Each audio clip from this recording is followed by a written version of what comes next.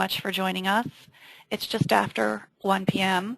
on the East Coast, and I think we should just wait another 2 minutes before we begin to give everybody a chance to sign in. Thanks.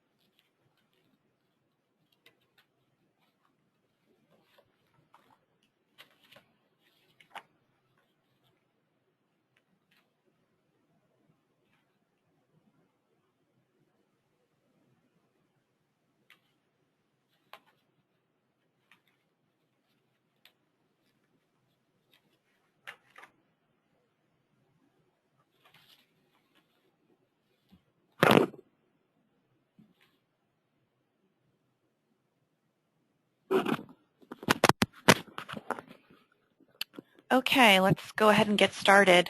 Thanks again for joining us this afternoon or late morning for those on the West Coast. My name is Jennifer Romansky. I am a principal with the law firm of Porzio, Bromberg & Newman, and I'm also a VP at Porzio Life Sciences. Just a little bit of background on myself. I have been involved in promotional review work for drug device companies for just over 15 years. So I understand the challenges that come into play when you're trying to put together promotional pieces that are attention-getting and generate interest and attention, but at the same time balancing that with the importance of compliance and conveying patient safety information and things of that nature. Porzio Life Sciences, also by background, is a wholly owned subsidiary of Porzio. Porzio Life Sciences actually has a database of enforcement materials, including a database of letters issued by the Office of Prescription Drug Promotion within FDA. That database actually helps me put together a lot of these pieces that I'm going to discuss with you today. Just a few housekeeping items. If you have any questions, there should be an area on your screen, usually on the right side of your screen, where you actually can submit questions and type them in. I will try to get to the questions at the end. Hopefully we will have enough time for questions. I might not get to everybody's question. I will repeat the question so that everybody can benefit from it, and then we'll talk about the answer. If I don't get to your question during the webinar itself, I have your email, and I could always follow up with you individually. And of course, you can contact me directly at the end of the webinar or anytime after to ask specific questions. I will not, just so you know, indicate your name and email when I convey your question to the whole group. So the purposes of today's program is to really discuss the highlights from 2014 in the area of promotional review. The majority of the presentation is going to be focused on OPDP activity and FDA activity directed to pharma companies. But for those of you involved with device companies, many of this comes into play when you're doing promotional review in the device world these days, and some of the guidances that we will talk about are actually specifically geared to device companies.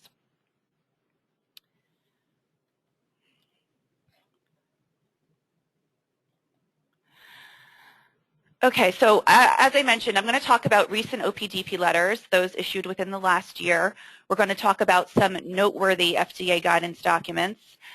There are actually many, many FDA guidance documents, and there were many important guidance documents issued this year. This was not the year of the warning letter. I would say this was the year of the guidance document, and we will spend some time talking about the more noteworthy documents. And then I just wanted to spend a few minutes at the end talking about some pending FDA studies that are relevant to direct-to-consumer advertising, which I find interesting, and I think those of you who are involved in DTC review will find interesting just to kind of get a sense of what FDA is thinking in putting together some of these studies that they've been doing. Okay, so let's talk about the OPDP enforcement letters. We had a quiet year, relatively. There were only 10 letters issued by the Office of Prescription Drug Promotion this year. Those 10 are listed on the screen, and only one warning letter. So one warning letter and 9 untitled letters. And just, you know, for comparative purposes, in 2013, OPDP issued 21 untitled letters and 3 warning letters. And in 2012, they issued 25 untitled letters and 3 warning letters. So it's definitely been a little bit slower. Also, just a little interesting bit of information for those who have been keeping track since 1997 when FDA first started publishing their warning and untitled letters. The most letters were issued back in 1998. That year had 158 letters, combined untitled and warning. Things changed a little bit in 2001 when all of the letters started going through the Office of Chief Counsel before they were issued to industry. And that slowed things down quite a bit. And Margaret Hamburg in 2009 actually modified that policy and limited the warning letter review by the Office of Chief Counsel to significant legal issues. So many of these letters still go through the Office of Chief Counsel. But it nonetheless has been a quiet year. I don't know if that's a reflection of FDA being understaffed or just being a little bit slower in their review, or a reflection of industry getting it right more often than they used to. We'd have to ask FDA that question specifically.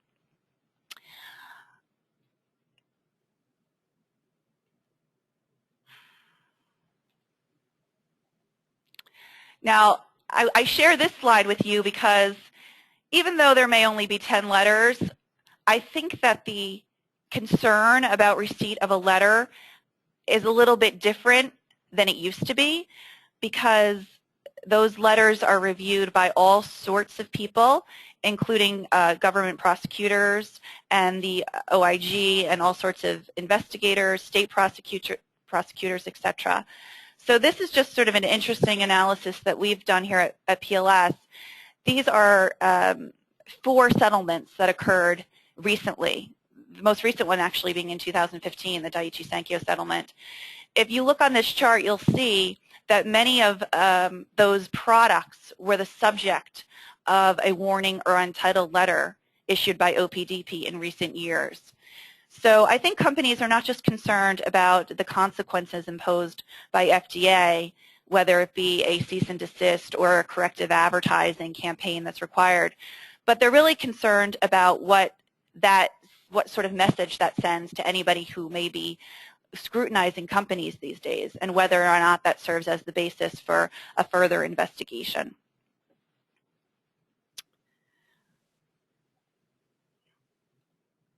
One other thing I want to share, and we're going to go into the violations in a minute, obviously. I have this chart up. There were 10 letters, and with the exception of Gilead, none of those companies that received the letters were in the top 20 as far as sales, U.S. sales, global sales rather, in 2014. So perhaps it was the year of the smaller company or the year of the larger company, depending on how you're looking at it. And the large majority of the companies were not in the top 50. So gone are the days where people can say, well, we're under FDA's radar, we're a small company, they don't care about what we're doing. I don't think that resonates at all anymore. I think FDA is looking at everybody. As far as the types of violations that were cited in the letters, I would say there are no big surprises if you look at this chart, but I do want to share a few interesting things. minimization of risk was still the most frequently cited violation. And this has been the case for many years. It's always top or in the top 2 at least.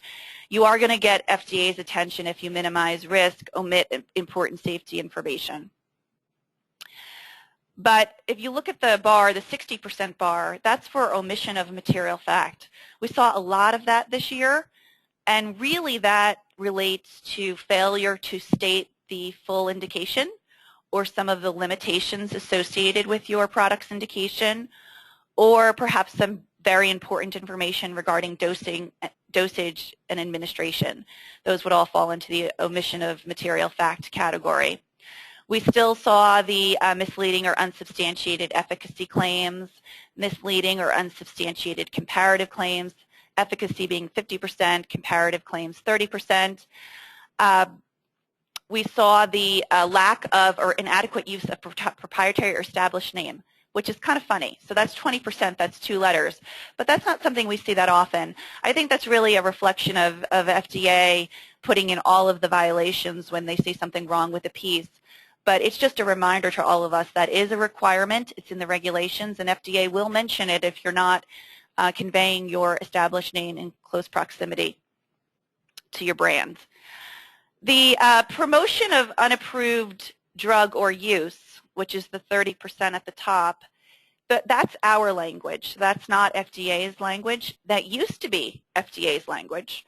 The warning and untitled letters used to actually say promotion of unapproved use.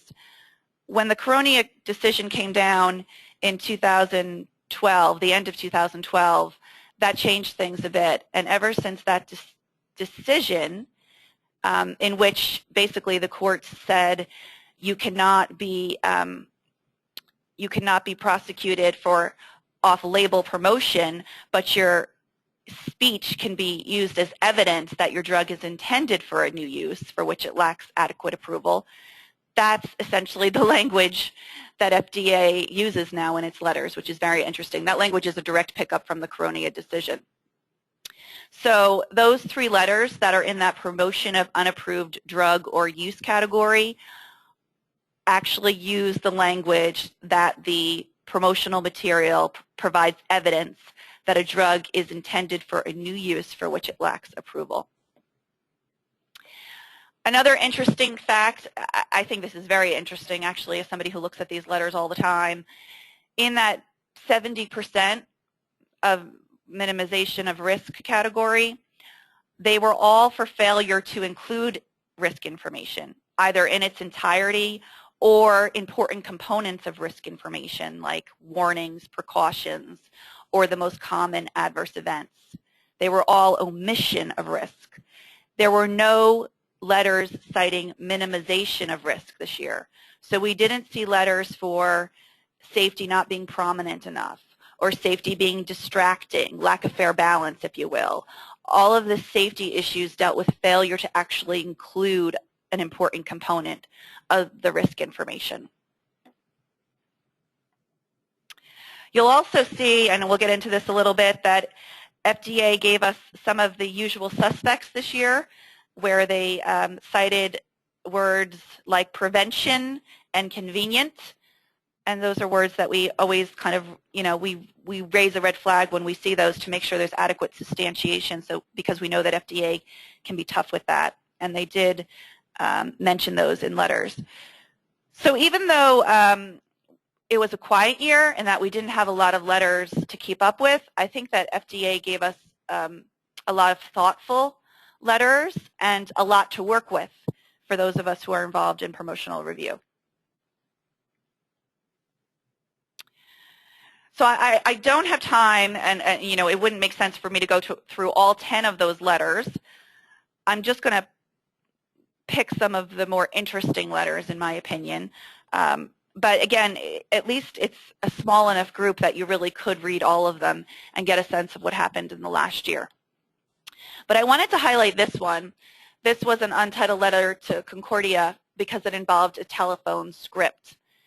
As I mentioned, I've been doing promotional review for a while, and there's been questions about whether or not telephone scripts even are promotion. They absolutely are promotion, and they should be submitted to FDA most of the time. That's different than a situation where you're simply giving somebody talking points, for instance, to answer questions that may come in.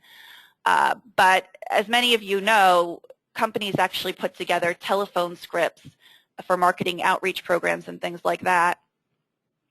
This script was the subject of an untitled letter because it minimizes the risk information.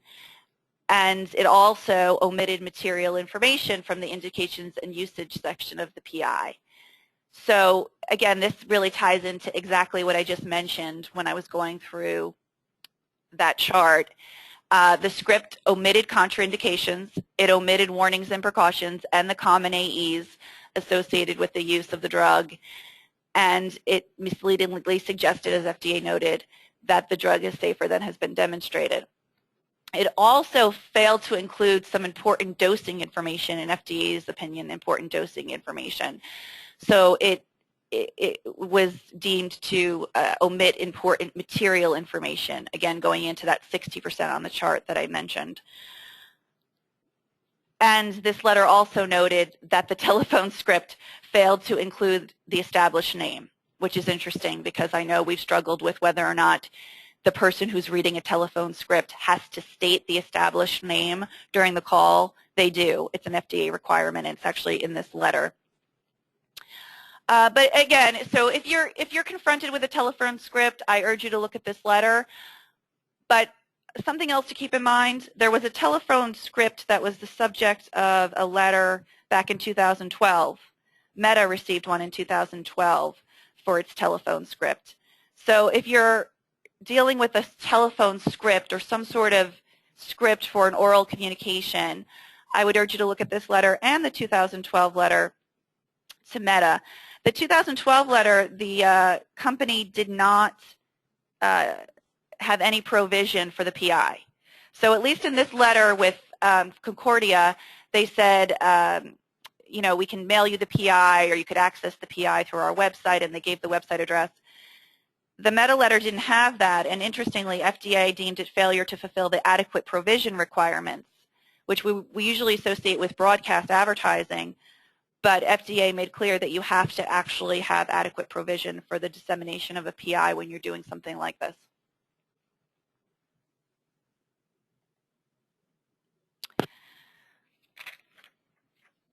Okay, and here's another interesting letter, the untitled letter to Gilead for, to Gilead rather, for Viriad. This was a sponsored link. So this came out after some of the social media guidance came out, which is interesting, but it's really reminiscent of the pile of letters that OPDP issued back in April of 2009 when many, many companies were not doing sponsored links appropriately. It really reminds me of, it's the same type of analysis. So here you, on Google, as you see on the right, you can do a search for hepatitis B prevention and pops up the advertisement for Viriad, which says hepatitis B prevention, looking for a Hep B treatment option, click to learn more. And this was inappropriate in FDA's opinion for many reasons. First of all, and this was probably what got their attention more than anything, is that big word prevention.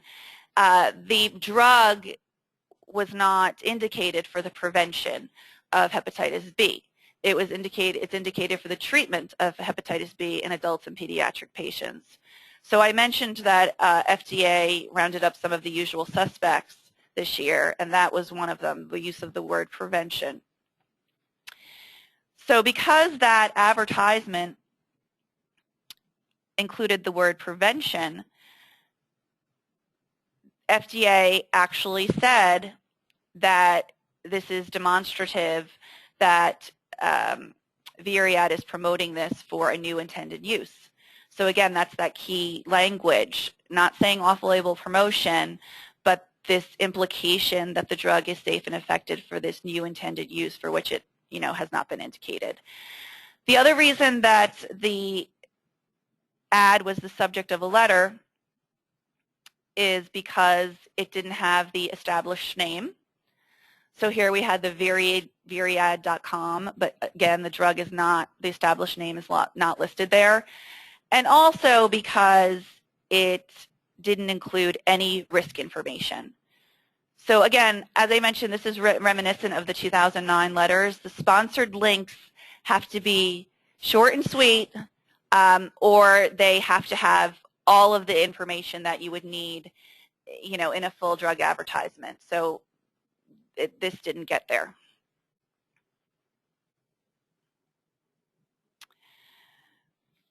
Another letter that I think is interesting is the 2014 Untitled Letter to Mission. This was a sales sheet. So sales sheets come through a lot through the promotional review process, and be careful with them. They often contain claims. They often need safety, unless you're keeping it very bare bones, when you're just submitting pricing information or something like that.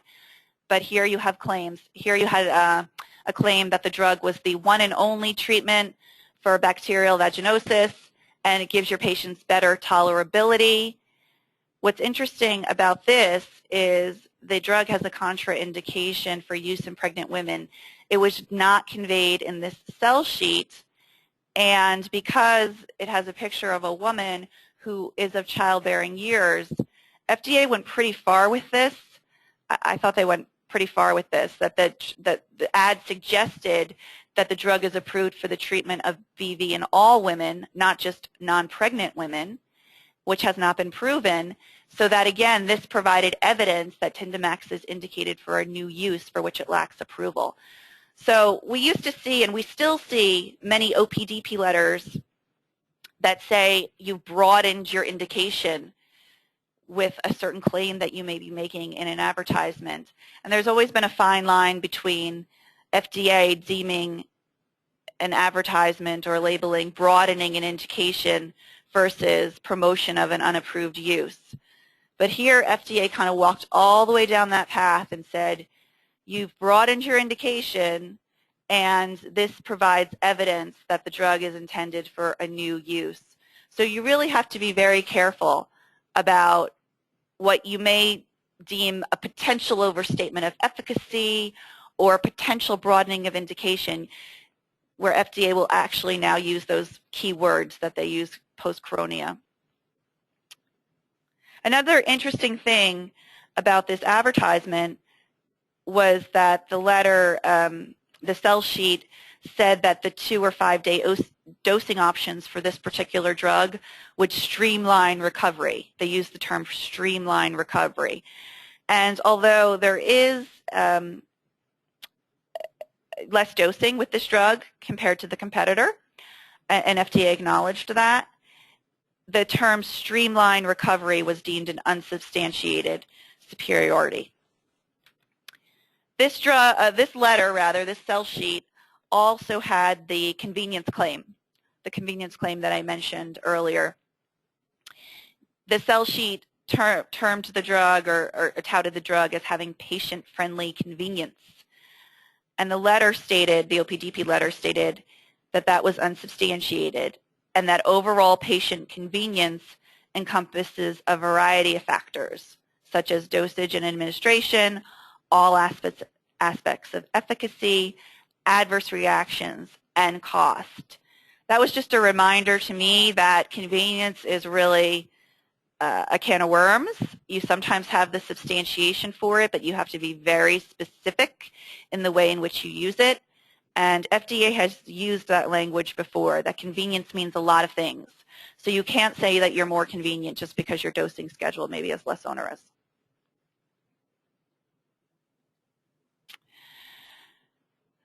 This is an interesting untitled letter to the Institute Beauchemique.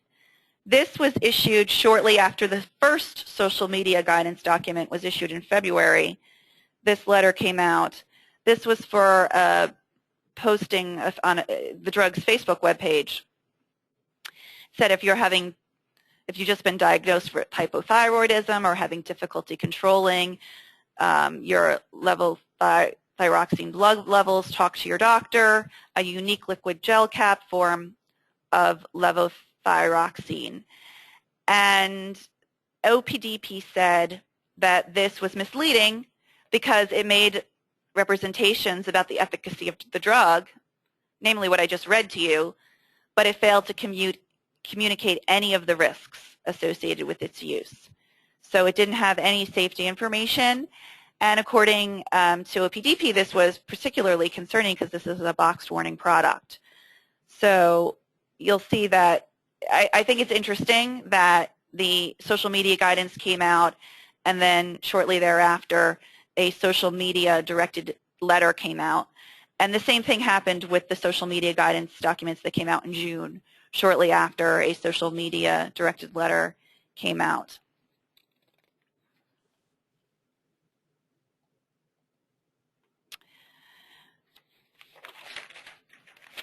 This was the only warning letter issued this year, and it was prompted in part by the Bad Ad program. I say prompted in part because there were a few pieces that were the subject of this letter.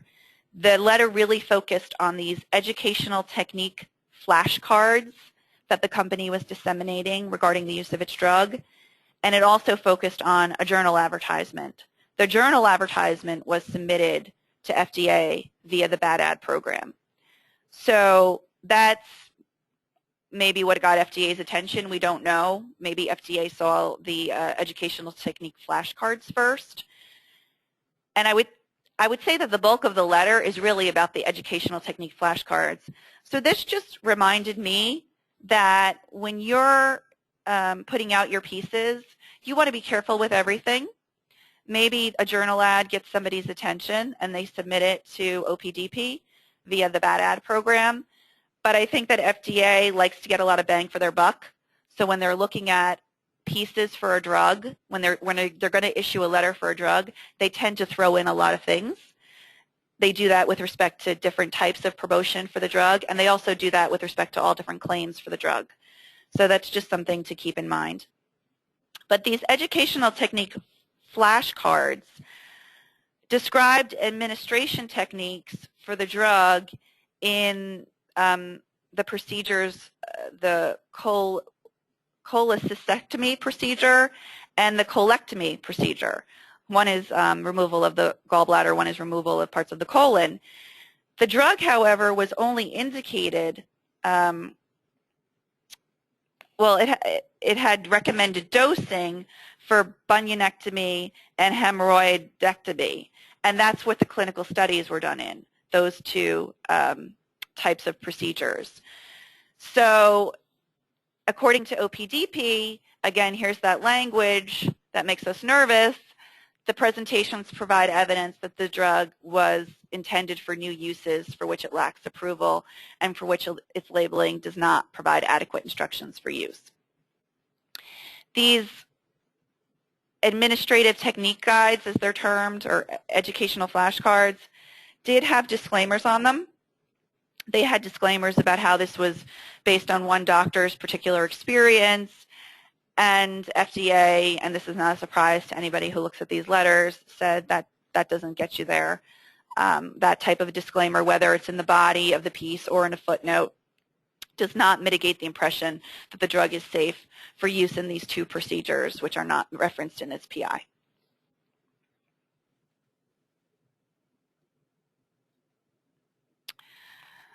Okay, so I mentioned this is not the year of the warning letter. It definitely was the year of the guidance document. So I think we should spend some time going through some FDA guidance documents. And I'm just going to check to see. Okay, we do have some questions. So I hope to have time at the end, as I mentioned, to answer some of your questions.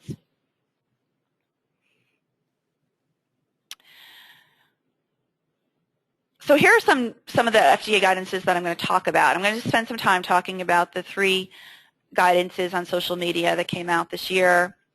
I also think this one didn't get as much press. It's not as big news, but it's interesting that they issued some guidance documents on regulatory submissions in electronic format, and particularly promotional pieces. There was the guidance that came out in February, which was an updated version of the Good Reprint Practices guidance. This has a different name: Distributing Scientific and Medical Publications on Unapproved New Uses, Recommended Practices. And then there was another guidance document that really goes hand in hand. It's also a form of Good Reprint Practices. It's distributing scientific and medical publications on risk information for approved drugs and biologics. I think it's interesting that they've issued so many guidance documents, and they continue to do so. And I'm sure you've read there's controversy about this, because FDA tends to be doing via guidance document what it arguably should be doing via regulation, with a true notice and comment period as envisioned by administrative procedure. So guidance documents generally are not final agency action, so they technically cannot be challenged in court. And with the exception of one, which I'm going to get into, which I think is very interesting, they are non-binding. They do not have the force of law. They merely represent the agency's thinking on a particular topic.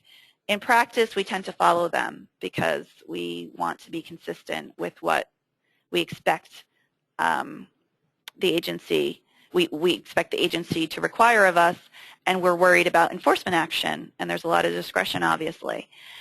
But it is interesting that they are doing so much via guidance. And the other thing that I'm sure those of you who are involved in medical device companies are maybe particularly concerned or up in arms about is that some of this stuff that really was never directed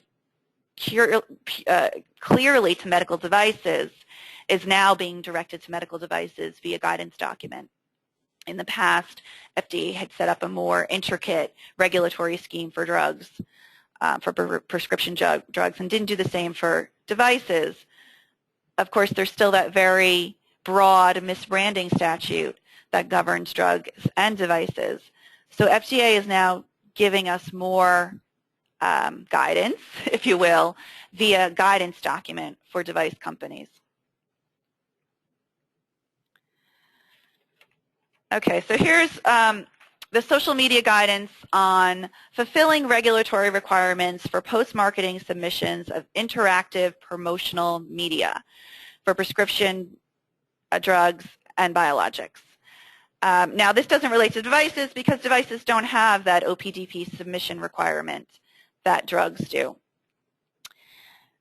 So the first thing that the FDA does in this guidance document is they explain to us what they mean by interactive promotional media. So blogs, microblogs, social networking sites, online communities, live podcasts, etc. And they remind us that we have to submit under the post-marketing submission requirements when a site is owned, controlled, created, influenced, operated by, or on behalf of the company.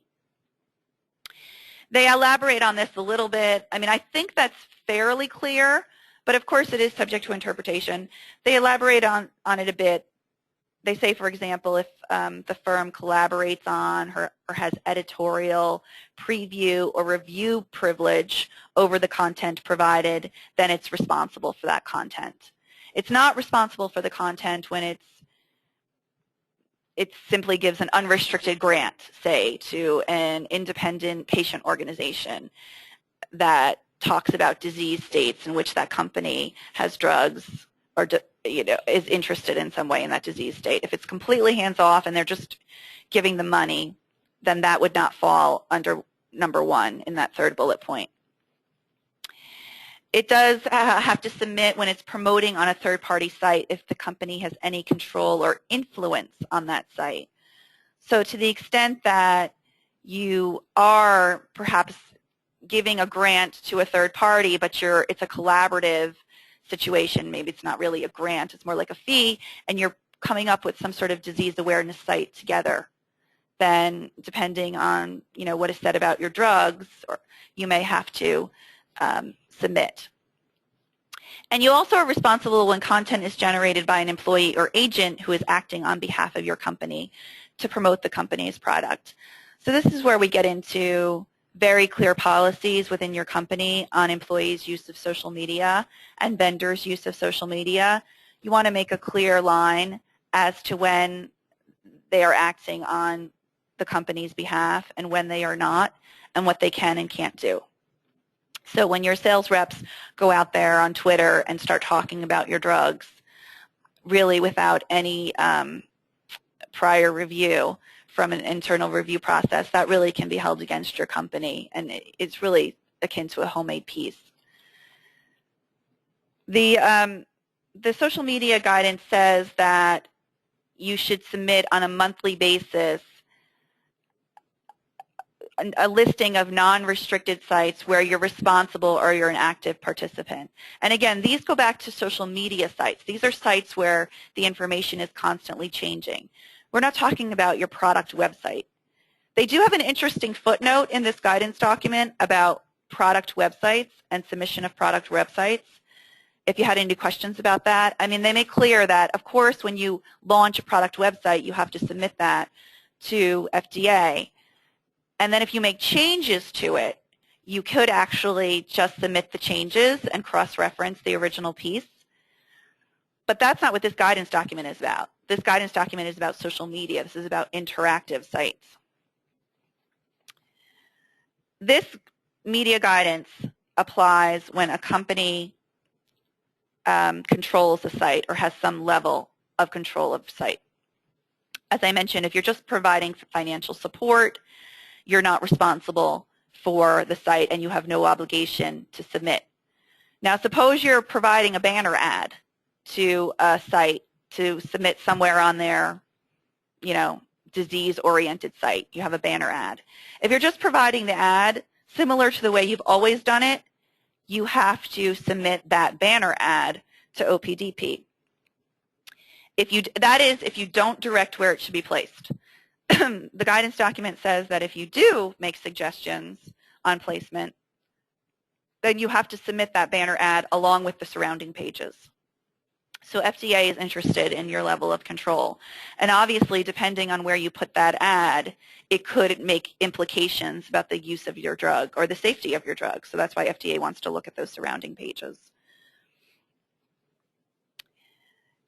The media guidance, as I mentioned, also says that if you have an employee acting on behalf of the company or an agent acting on behalf of the company, you're responsible for that content. But the guidance document makes clear that if it's truly independent user-generated content, then it's not promotional. So again, it's very important to get a sense through your policies of when an employee or an agent is operating on behalf of your company and when they are not. And this would apply to your paid speakers as well, physician, speakers bureaus, things like that.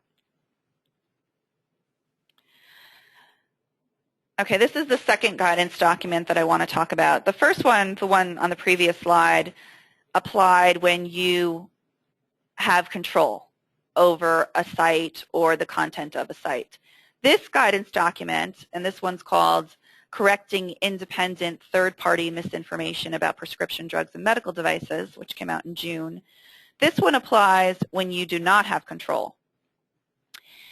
And it confirms what was stated in the first guidance that I talked about, that firms are generally not responsible for third-party user-generated content about their products when the user-generated contract is truly independent of the firm, regardless of whether the firm owns or operates the platform on which the communication appears.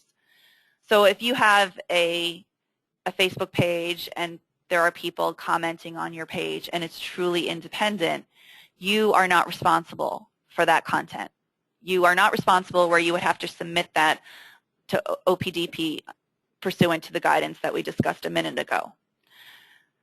This guidance, though, sets forth a process for you to correct misinformation.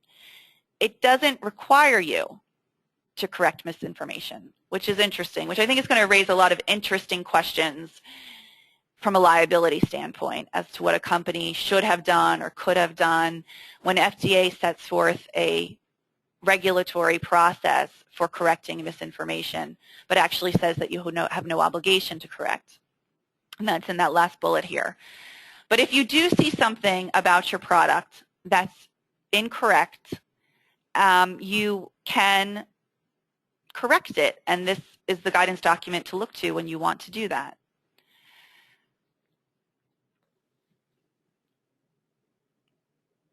And again, if it's beyond the scope of this guidance, it's really in your domain and it falls under the promotional labeling and advertising requirements. Oh, another thing that I'd like to point out about this is if you have an interactive page and you're responsible for the page, you control the page, but you obviously don't control all the content on the page because you're not controlling what users or viewers say. FDA notes in this guidance that you should include an overarching, clear, and conspicuous statement that your company did not create or control the user-generated content. So I think companies generally do that now anyway, but here's guidance from the FDA confirming that that's appropriate and the right thing to do. Okay, so now I'm going to talk about the third social media guidance, which is internet/social media platforms with character space limitations presenting risk and benefit information for prescription drugs and medical devices. This one I thought, made us all chuckle a little bit because this is what we were waiting for. And those of you involved with marketing were waiting for some guidance from FDA on how you could promote on places like Twitter where you're limited in your character space. And FDA sets forth a process under which you can do that. But it's pretty difficult. And the information, as we would expect, has to be truthful, non-misleading. It has to include the product's name, indications, and limits to indications or patient populations. And it has to include a presentation of risk information. So how you can do that with your typical drug or medical device in 140 characters or less is a challenge to me in many cases. Your benefits of your drug have to reveal material facts. And as I mentioned in the beginning of this presentation, FDA is really looking at that these days. If you're not clearly conveying the limitations to your indications or special dosage and administration information, special information about patient populations, and they reminded us in this social media guidance that we have to convey those types of limitations. You have to have risk information. Now, that doesn't mean your full fair balance statement, arguably, but they say that you need information about your most serious risks. And they say risks from boxed warnings, risks that are fatal and life-threatening, and your contraindications, for instance. So your tweet has to include all of that. And you have to have a link or some sort of method to direct the user to a more substantive discussion of risk. And then they actually say in this guidance, if you can't fit all of this in the social media platform that you're thinking of, then perhaps you need to reconsider the platform. So I think this left many companies thinking that they really can't promote some of their products. There may be ways they can do it. I think the fact that they're giving us some wiggle room with risk information is something. And depending on your drug, you may not have that much to say when you're conveying the indication. So this may work for you, but it is a lot to think about. But at least we have something now to work with, although I think the end result is often not using a particular platform, particularly if you have a more complicated or a longer indication.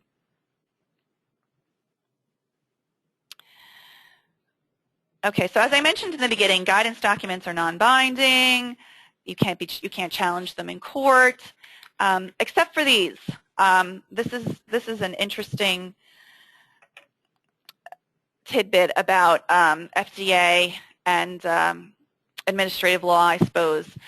So the guidance is on electronic filings, and there were two that came out this year that are somewhat relevant to promotional materials. They were promulgated pursuant to Section 745AA of the Food, Drug, and Cosmetic Act, which was added under Section 1136 of the Food and Drug Administration Safety and Innovation Act. In that act, Congress explicitly granted authority to FDA to specify via guidance document the format for electronic submissions. So the guidance document, unlike many of the guidance documents we read, contains binding provisions. So this is actually guidance that is mandatory and will be mandatory under the law. These guidance documents are going to be mandatory 24 months after they're finalized. I don't know that they're particularly controversial guidance documents, and I'm not going to go through all of the content because they really are very technical. They're things that you need to share with your IT department, but they set forth a process for submission of materials to FDA electronically. And they actually say, the second guidance document that I mentioned here actually says that advertising or promotional labeling should be submitted using a certain specification that they set forth in the guidance. But again, these are guidance documents that you need to think of as regulations because they're going to be mandatory 24 months after they're finalized. The draft on the electronic submissions that relates to promotional filings just came out back in July. And it's only a draft, so it hasn't been finalized yet, and again, it's not binding yet. But just when you thought, guidance documents never are binding, this is just something to make you reconsider that, because sometimes they are if Congress grants explicit authority for them to be binding.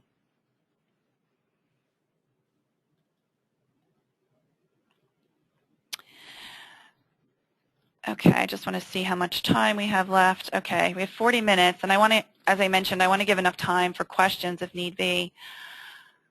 And I think we'll be able to do that. I'm going to spend some time talking about the good reprint practice guidances that came out this year. One of them came out in February 2014, and that does seem like a long time ago. It actually was. It's almost a year ago.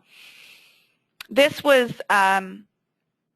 the draft guide. This really replaced the draft guidance on good reprint practices for the distribution of medical journal articles and medical or scientific reference publications on unapproved new uses of approved drugs and approved or cleared medical devices, which is a mouthful. It has a new name, and it's really focused specifically on unapproved new uses. If you go onto Google right now and you Google good reprint practices, FDA good reprint practices, you're going to get the old guidance document. You're going to get the 2009 guidance document. So it is important to know the new name. You really need to look to the February 2014 guidance. The 2009 guidance has been replaced, essentially. The new guidance is distributing scientific and medical publications on unapproved new uses, recommended practices. Now, if you go through this, you will see that it contains many of the recommendations in the 2009 guidance.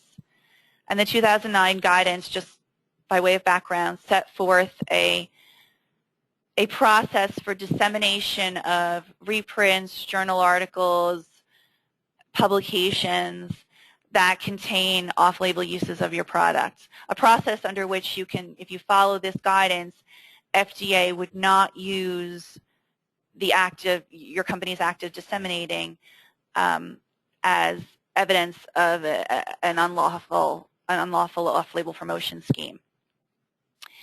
So this guidance really contains many of the same recommendations, but what I like about it is it gives more detailed definitions and it gives more examples, which are always helpful. It also, for those who are new to the promotional review process and new to this area of law regulation, it sets forth a very nice background discussion on the prohibitions regarding off-label promotion and Section 401 of FDAMA.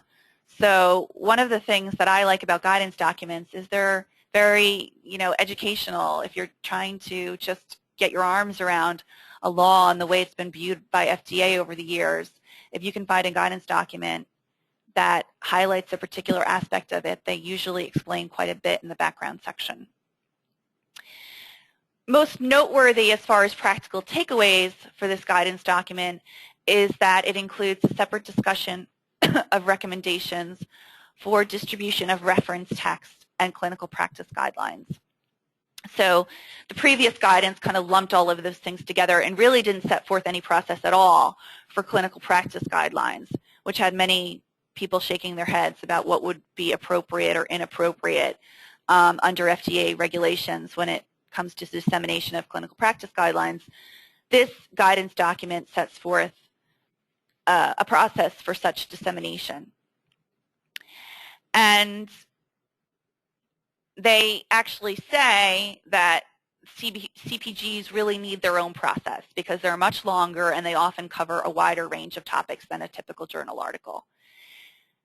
What FDA did in this guidance document is they really incorporated many of the Institute for Medicine's standards for trustworthiness, which came out some years ago. And the Institute of Medicine issued these standards for trustworthiness when it comes to, whether or not a CPG can be deemed trustworthy by the medical community. And FDA borrowed many of those parameters. So, for instance, a CPG has to be based on a systemic review of the existing evidence. And I don't have these listed on the slides, but they're in the guidance document, and I'd be happy to send them to you if you want them separately. It has to be developed by a knowledgeable, multidisciplinary panel of experts and representatives from affected key groups. It has to consider important patient subgroups and patient preferences. It has to be based on an explicit and transparent process by which the CPG is developed and funded that minimizes distortions, biases, and conflicts of interest. It has to provide a clear explanation of the logical relationship between alternative care options and health outcomes, provide clearly articulated recommendations in standardized form, and provide ratings of both quality of evidence and the strength of recommendations. And it has to be considered and revised when important new evidence warrants modifications of recommendations. So those are some of the things that you'll see in this new guidance document. This guidance document also sets forth the distribution method for dissemination of such reprints, CPGs, etc., similar to the old guidance.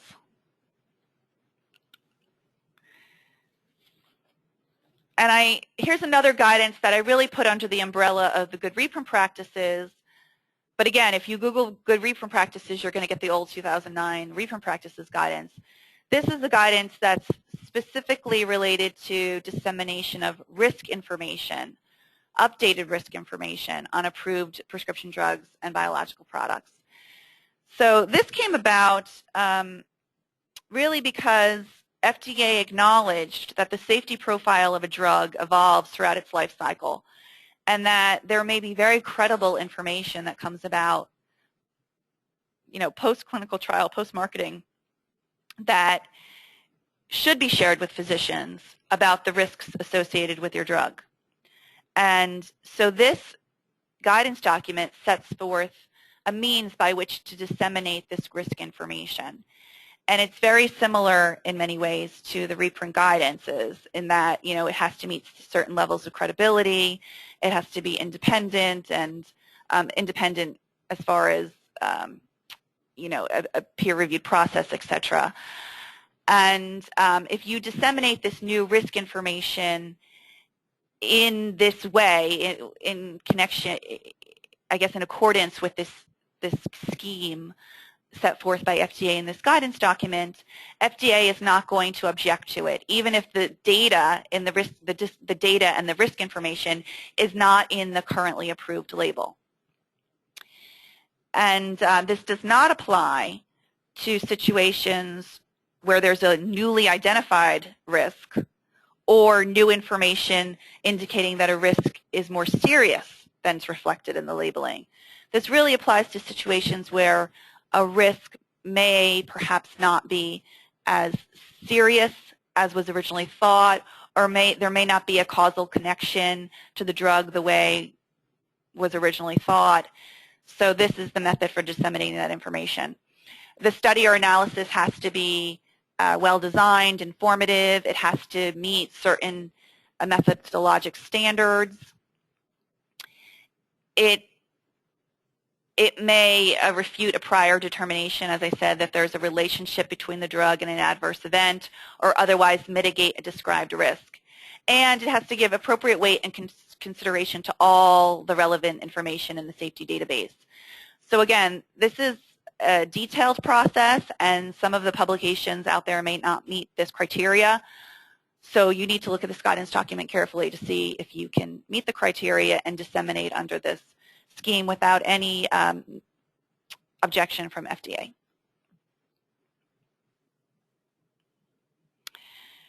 Now, as I mentioned, I only talked about some of the noteworthy guidance documents. It was a very active year as far as issuing guidance documents, and I don't think we have any reason to believe that it won't continue to be an active area for FDA. What's nice is that in December of last year, so just last month, FDA announced the availability of an easy-to-search guidance document database.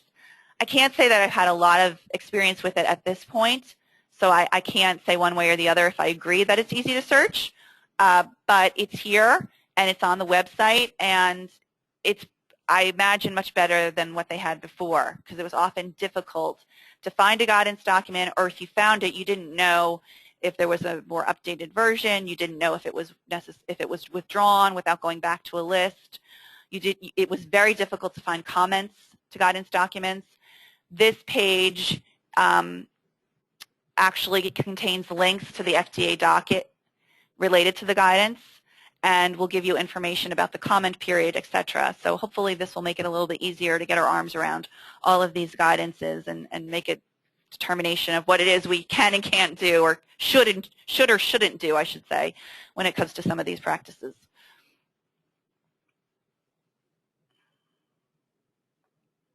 Okay. Finally, I want to spend a few minutes talking about FDA research, and that will probably give us about 20 minutes or so for questions at the end. And if we don't have any questions, then we'll wrap up early, which I don't think is ever an objectionable thing for anybody. FDA conducts research in various areas, and OPDP actually has its own research page. If you Google OPDP research, you'll see some of the things that they're looking into. I think it's very interesting. I think people who are involved in promotional review always want to get a sense of what FDA is thinking. They always want to get some background, get a better understanding of interpretation, because again, the regulations are so vague.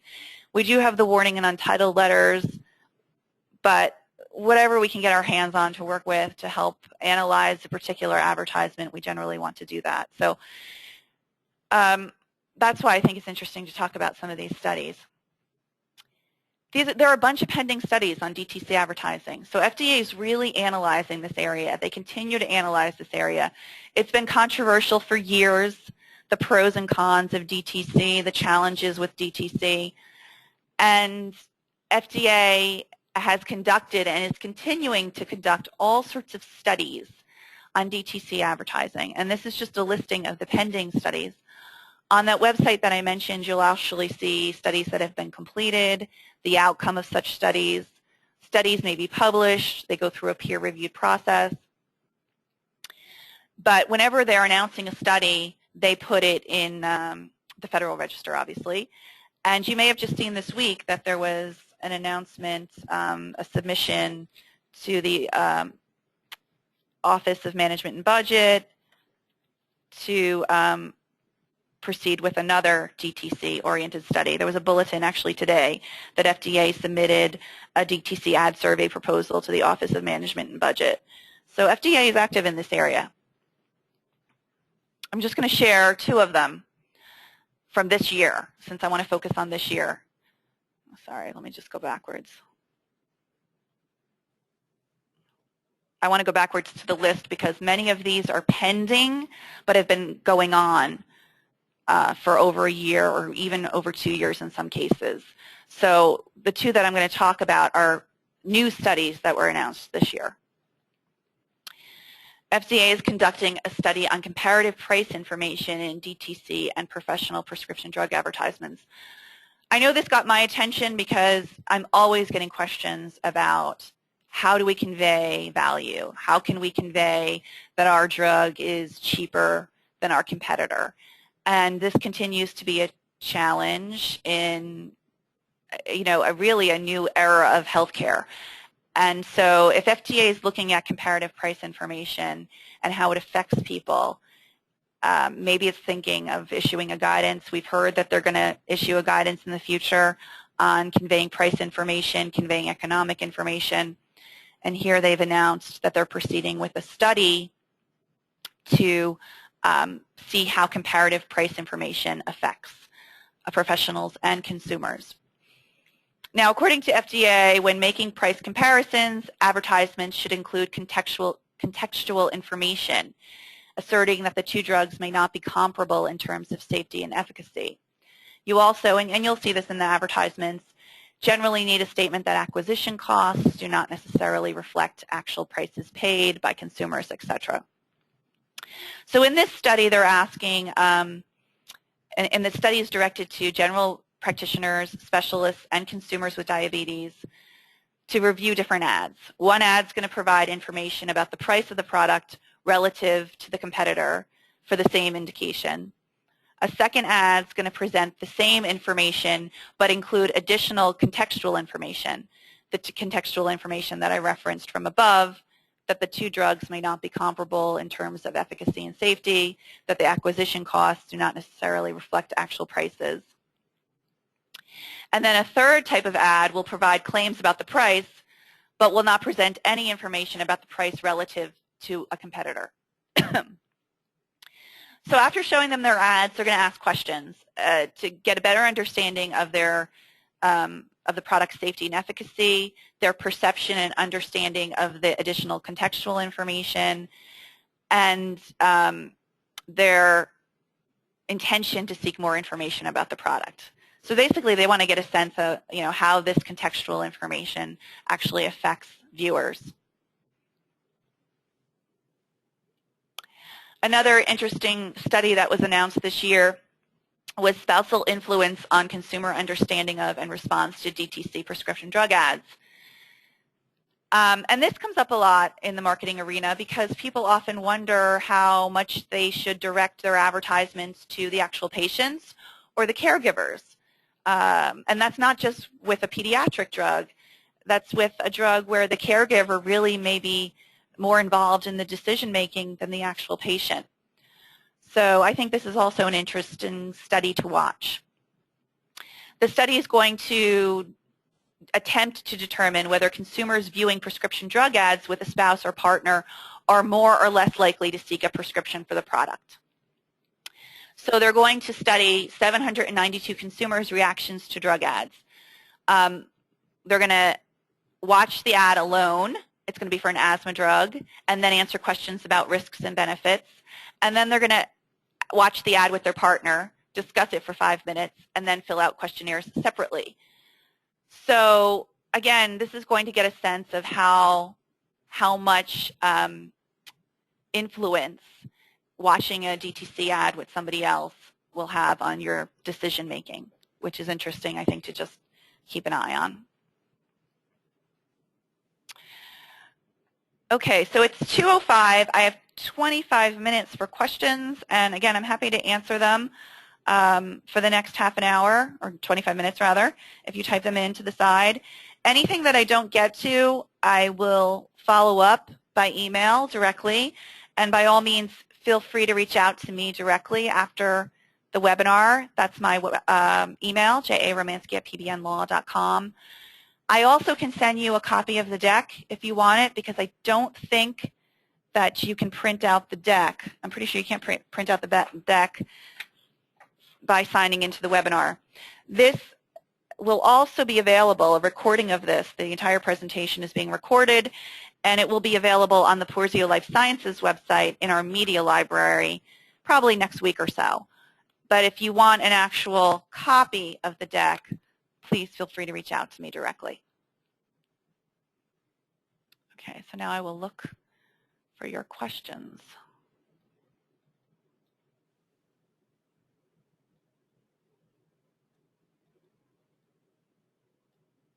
First question, will the slide deck be available for download? I can absolutely make it available to you if you email me, and I will send you a copy.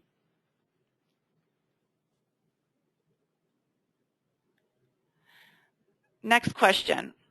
What are the provisions for required information for a company executive speaking at a public platform? Example, radio talk show. Okay, that's an interesting question.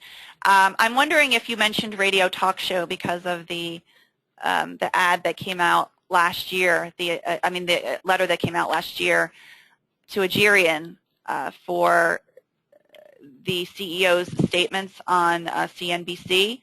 That's an interesting letter. That's something that you should look at.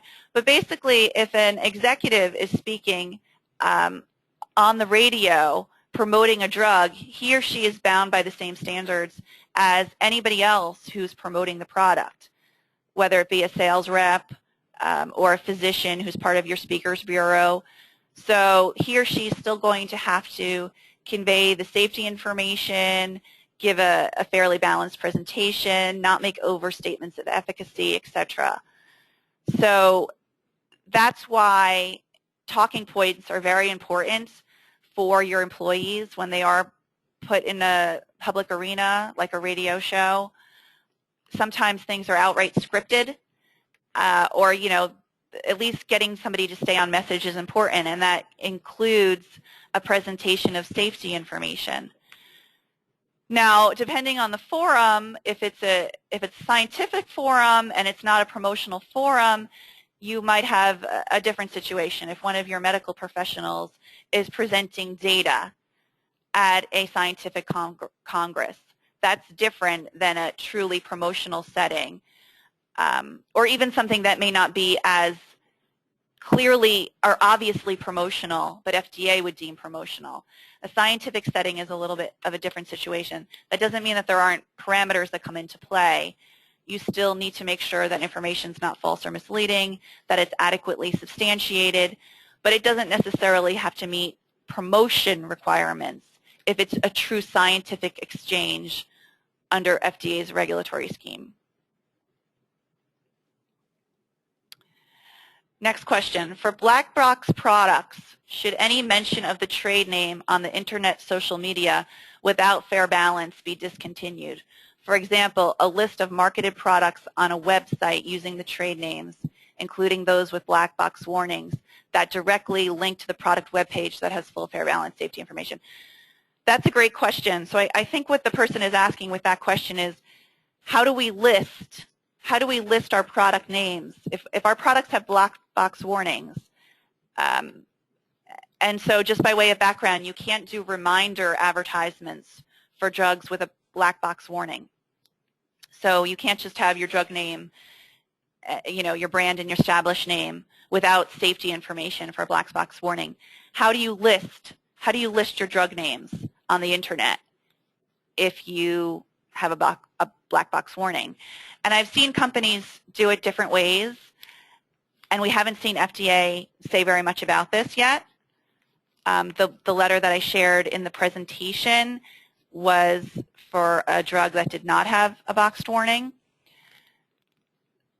I think if you can include one line of safety and a link to additional safety information, then that could work. We haven't seen enforcement for a clear link to safety information in close proximity to the drug name. So I know some companies do that. That's not to say that FDA won't take a position against it in the future, but so some companies may actually list the drug name, brand name, established name, and a clear click here for important safety information, including boxed warning. So I've seen companies do that. So I think that there maybe is some wiggle room, but again, it might be just a question of enforcement that we haven't seen a lot on that yet. But in the past, if you had to list your drug name, say in a corporate brochure or any sort of printed piece, you have the ability usually to convey the safety somewhere. So if you have the ability to convey some safety in close proximity, I would say do so. But if you absolutely can't do that, as I said, I've seen some companies just link to the important safety information, including boxed warning. Next question. What are your expectations for FDA ad promo enforcement regarding pharma and medical devices in 2015? Oh, well, I wish I had the crystal ball just like everybody else does. And I will be interested to hear what Tom Abrams says at the CBI conference the last week of January, which I am attending, and hopefully some of you are as well. He's always asked that question, and he tends to give an overview of OPDP's agenda for the year.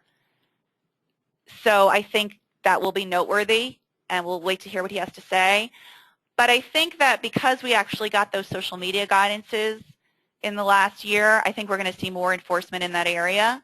I think FDA is now going to be looking at Facebook and Twitter and all of those things more. I think that they probably feel they need to issue some letters now that they've issued some guidance. So I would expect some in that area.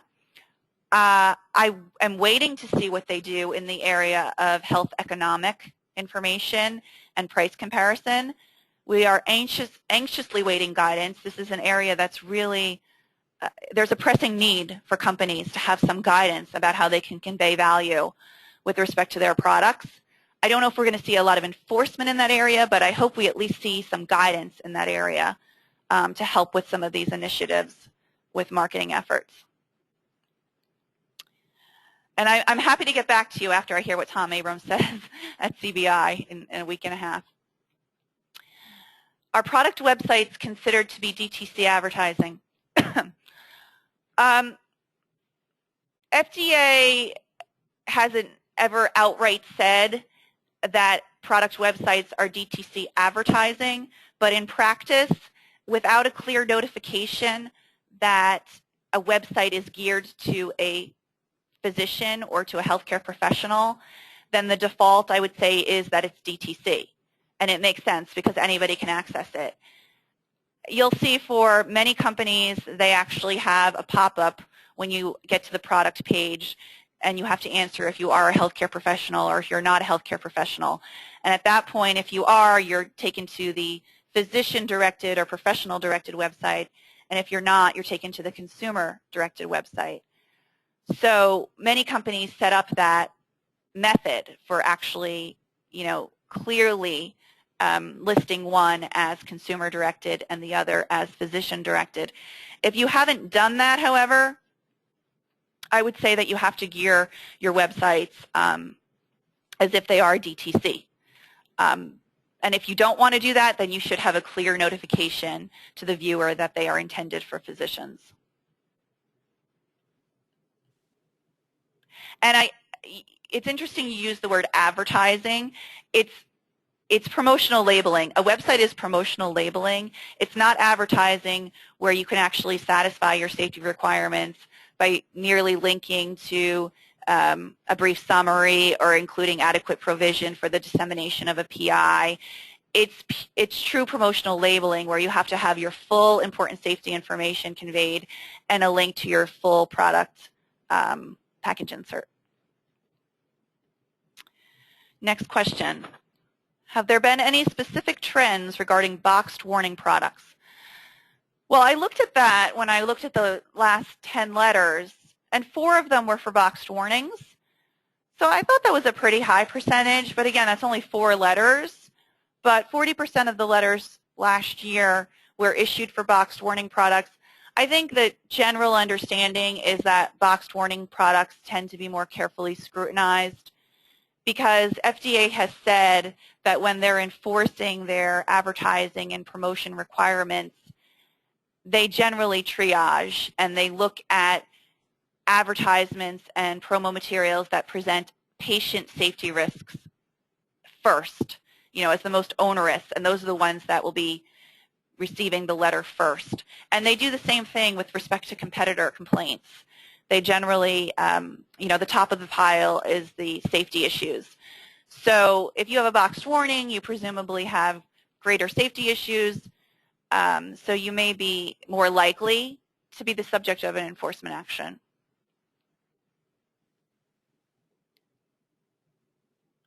Next question. You reviewed the GLEAD sponsored link letter, and as you mentioned, FDA guidance has been pretty clear on sponsored link requirements.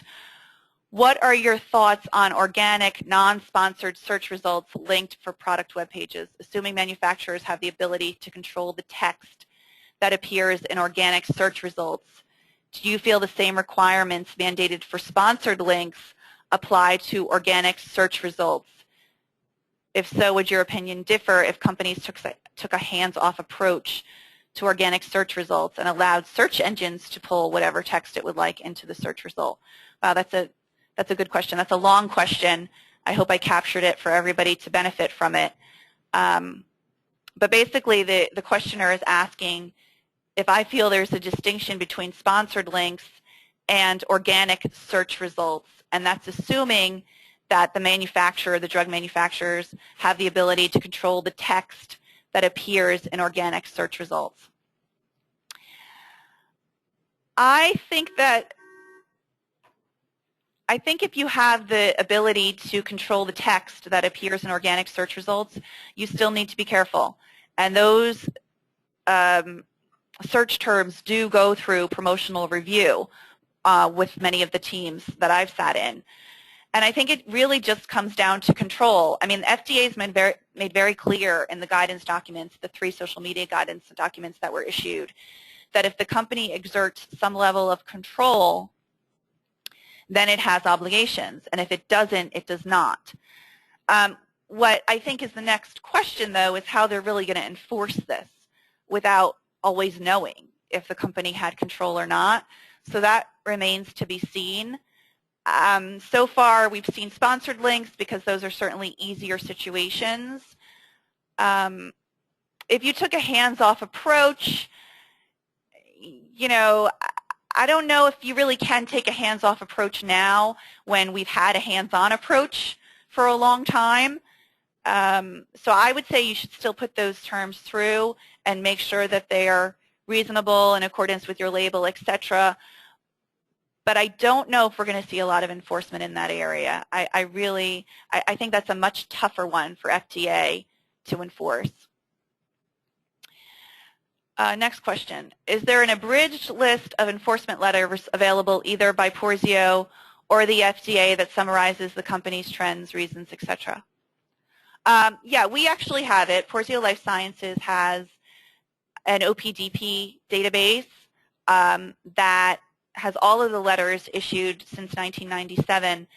All of those letters are available on FDA's website, but for those of you who have looked on the site for those letters, you'll see that they're simply posted in chronological order, and it's not very user-friendly at this point.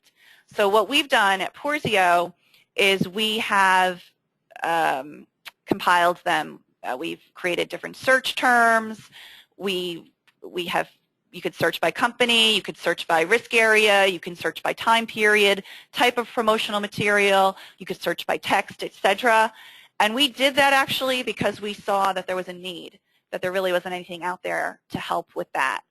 And when you're counseling companies on promotional review, you really need to use those letters because the regulations don't say a whole lot. We have the guidance documents, but they don't give us an idea of enforcement. We really need to look at the letters to give context to the regulations and to understand what FDA is thinking. So I can certainly give you more information about PLS's database. I think as far as an abridged list, as I mentioned, you could always go onto the FDA site and you can see the 2014 letters, 2013 letters, 2012, and they may help you with promotional review. I'm sure they will. But when you're trying to get an understanding of, whether or not companies have used the term unique and when they've gotten in trouble for using it, when they haven't, you really need a search engine to do that. So, by all means, talk to me about our database. I'd love to show it to you. I use it all the time. I used it for this presentation, obviously.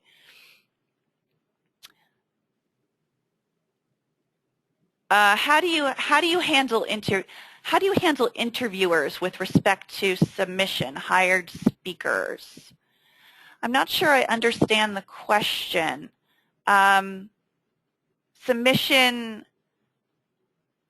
of materials used during the interview process, or I don't know if that's what you're asking, but let me say this, and hopefully this will answer your question, and if not, resubmit it and we could clarify. A hired speaker, and this is sometimes difficult for physicians to get their arms around, is really confined in the same way a sales rep is when he or she is promoting on behalf of the company and speaking up there at a physician speakers bureau. So the training that should be done is similar to the do's and don'ts for promotional training that you would do for your field force. The notices about off-label, I mean, the prohibitions, the need to convey safety information, the need to make sure everything's fairly balanced, all of that needs to be presented. Those speaker decks go to OPDP. They're part of the submission. If you find out that a doctor has altered a deck, or perhaps you allow a doctor to alter a deck, you need to be able to approve that because that has to be submitted to OPDP. That's another promotional piece. The only thing that companies give their speakers maybe a little bit of leeway with is how they respond to unsolicited requests for off-label information, because they are physicians, and if you get a truly unsolicited question about off-label use, and we could have a whole other seminar about what that means and how you actually put that policy into play. But if you get a truly unsolicited request, many companies allow the doctor to answer that question because he or she is a physician and he or she is answering the question that came from a medical professional. Although many companies require that exchange to take place outside of the full audience, aside from, as an aside at the end of the presentation. I don't know if that answers your question. If not, submit it again. And oh wait, it looks like there's a clarification here. A promotional interview planned in advance. Don't know what will be asked. How do you submit for 2253? Just the talking points. Oh, that's interesting. Okay, so now I understand your question. So if you know one of your paid speakers is going to be interviewed by a magazine, for instance, and he or she is going to be speaking on behalf of the company, you obviously give that speaker talking points. Do you submit the talking points to FDA? I don't think all companies submit the talking points. I don't think it hurts to submit the talking points because in some ways it could be deemed a training piece. A talking points, do's and don'ts, what you can and can't say during an interview, is it more like a training piece where you would clearly not submit to FDA, or is it more like a script where you would submit to FDA? I think a script you absolutely do submit. The expectation with a script is that the speaker does not deviate from the script. So by submitting the script, the FDA has a pretty good idea of what was actually said if all goes as it should. If you're just giving talking points to a speaker, you don't necessarily know what's going to be said. So I can see how talking points would be deemed more a training piece and wouldn't have to go to OPDP. But again, having said that, I don't think it hurts to submit it to OPDP if they're more detailed and you really have very clear answers. I would say the more detailed the talking points are, then it really goes more in favor of submitting. I think you have to take it piece by piece.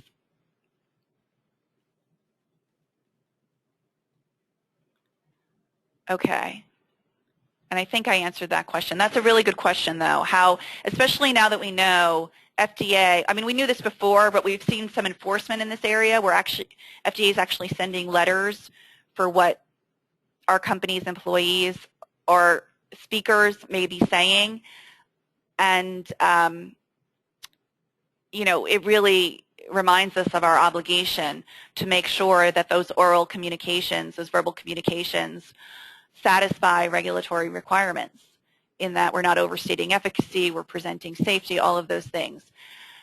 And again, there's an issue here with control, and it was reiterated really in that social media guidance document.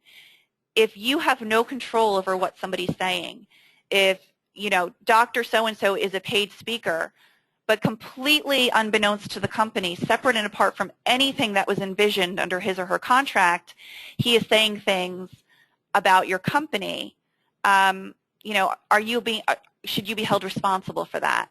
And FDA is saying if you don't have any control,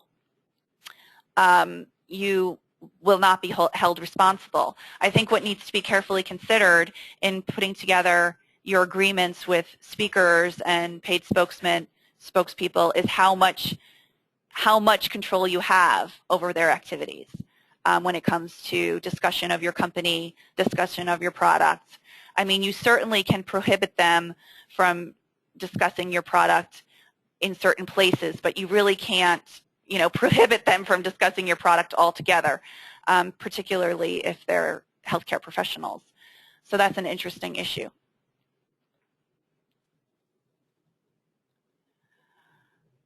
Okay, I think that's it for questions, and we have 3 minutes left. So I guess I can wait another minute or so just to see, or another 30 seconds, see if we have anything else coming in.